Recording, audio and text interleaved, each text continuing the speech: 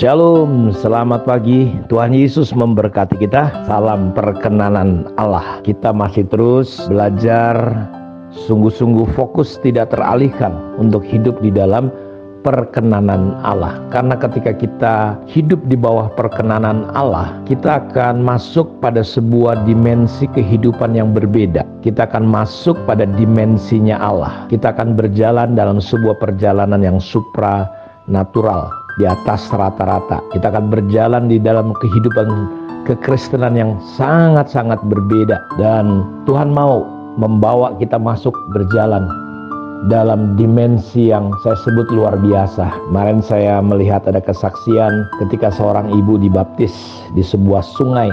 Ada seekor buaya yang cukup besar, dan biasanya buaya muara itu besar-besar. Antara sungai dan laut itu pertemuan disebut muara, dan biasanya buaya-buaya yang cukup besar. Dan ketika dia dibaptis, buaya itu makin mendekat. Kedua pendeta yang membaptis tidak sadar, tidak tahu, tapi orang yang menyaksikan, melihat itu, bagaimana buaya itu tidak bisa berbuat apa-apa sepertinya. Dia mendekat, lalu dia tidak bisa menyentuh orang yang sedang dibaptis dan kedua hamba Tuhan ini.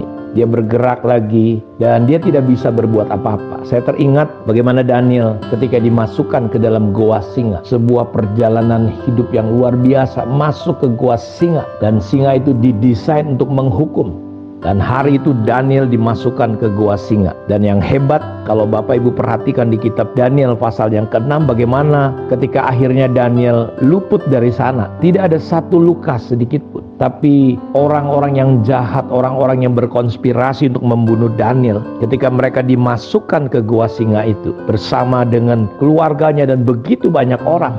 Dan Alkitab mencatat di situ, belum sampai mereka menyentuh tanah, bukan hanya dagingnya yang habis, tapi tulang-tulang mereka diremukkan oleh singa-singa yang ganas. Kita melihat ada sebuah kehidupan dimensi ilahi, dimensi kerajaan Allah, dimensinya Allah. Bagaimana kita melihat hal-hal yang tidak normal di atas kenormalan. Karena saya membagi bahwa kekristenan itu di gereja terkadang banyak yang nggak normal. Untuk menyentuh normal saja tidak normal. Mereka mendengar firman, bukan hanya normal, di bawah normal, tapi terkadang abnormal, sakit. Sudah mendengar firman, hidupnya bergelar pendeta, tiba-tiba pindah, ya jadi mualaf lah, tiba-tiba pindah, entah apa saja, macam-macam, nggak normal. Ya, menikmati kasih Tuhan bisa berubah dalam sekejap, luar biasa. Dan perkenanan Tuhan akan membawa kita masuk dalam sebuah dimensi yang berbeda. Nah, kita lihat bagaimana Yusuf akhirnya bisa menjadi Perdana Menteri.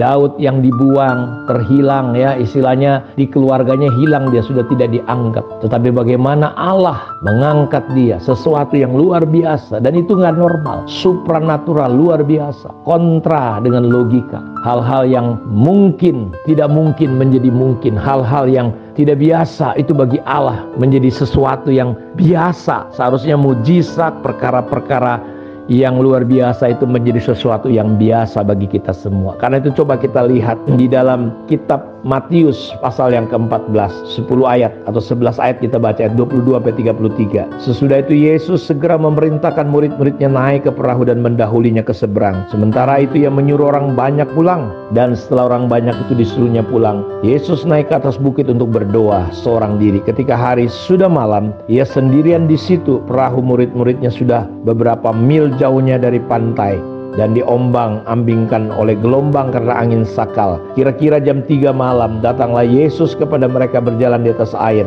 Ketika murid-muridnya melihat dia berjalan di atas air, mereka terkejut dan berseru itu hantu, lalu berteriak-teriak karena takut. Tetapi segera Yesus berkata kepada mereka, "Tenanglah, aku ini, jangan takut." Lalu Petrus berseru dan menjawab dia, "Tuhan, apabila engkau itu suruhlah aku, maka datang kepadamu berjalan di atas air." Kata Yesus, "Datanglah." Maka Petrus turun dari perahu dan berjalan di atas air mendapatkan Yesus. Tetapi ketika dirasainya tiupan angin, takutlah dia dan mulai tenggelam, lalu berteriak, "Tuhan, tolonglah aku." Segera Yesus mengelurkan tangannya dan memegang dia dan berkata, "Hai orang yang kurang percaya, mengapa engkau bimbang?" Lalu mereka naik ke perahu dan angin pun redalah, dan orang-orang yang ada di perahu menyembah dia. Katanya, "Sesungguhnya Engkau anak Allah. Kita melihat sebuah perjalanan yang luar biasa, perjalanan dalam dimensi Allah. Bagaimana Petrus kita lihat, kita hanya fokus kepada Petrus.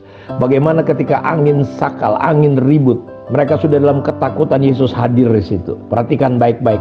Apapun masalah persoalan hidup kita, ingat Tuhan ada di tengah-tengah persoalan kita yang mungkin kita berkata, Tuhan gak ada harapan, Tuhan bina salahku. Tapi ingat, Yesus ada di situ. Murid-murid melihat itu dan Petrus berkata, mereka semua berteriak itu hantu. Tapi Yesus berkata, ini aku. Petrus bilang, kalau betul engkau, biarkan aku jalan ke situ. Yesus berkata, mari datang. Kita lihat perkenanan Tuhan membawa kita masuk dalam dimensinya Allah. Kita bisa melawan hukum alam, kita bisa melawan semua hukum. Ada kasih karunia, ada kemurahan. Dan itu terjadi kapan? Ketika kita belajar untuk hidup, firman itu hidup. Yesus berkata dalam Yohanes 15 ayat 7, tinggallah di dalam aku dan firmanku tinggal di dalam kamu. Mintalah apa saja yang kamu minta. Sebuah kehidupan yang berbeda. Kita lihat Bapak Ibu, Petrus kenapa bisa jalan di atas air? Karena dia mendengar firman. Sebenarnya Petrus berjalan di atas air, tapi dia berjalan di atas firman. Dan ketika dia berjalan di atas firman, dia bisa mengatasi hukum alam. Gelombang laut bisa diterobosnya. Dan ini yang saya doakan hari-hari ini. Di tengah-tengah kejahatan, di tengah-tengah di mana kebenaran-kebenaran firman Tuhan yang hakiki diserang menjadi hanya sebuah alternatif.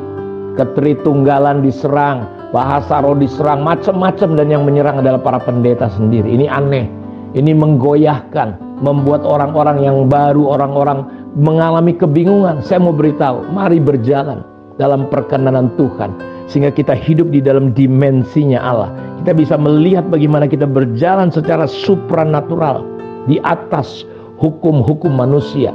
Hal-hal yang tidak mungkin menjadi mungkin bagi Allah, karena ayatnya jelas berkata, karena itu berjalanlah, hiduplah, biarlah firman itu tinggal tetap di dalam hidup kita, berkuasa, menguasai.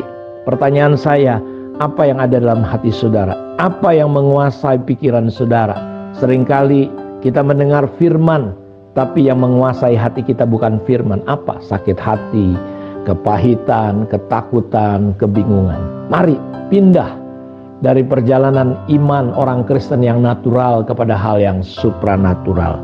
Kiranya Tuhan Yesus memberkati kita. Mari kita berdoa. Bapa, terima kasih, berkati semua umat-Mu. Biarlah kami mulai belajar untuk membiarkan firman berkuasa di atas kehidupan kami. Terpujilah Engkau Allah. Dalam nama Tuhan Yesus kami berdoa, kami bersyukur kepada Tuhan. Amin. Tuhan memberkati kita semua. Shalom.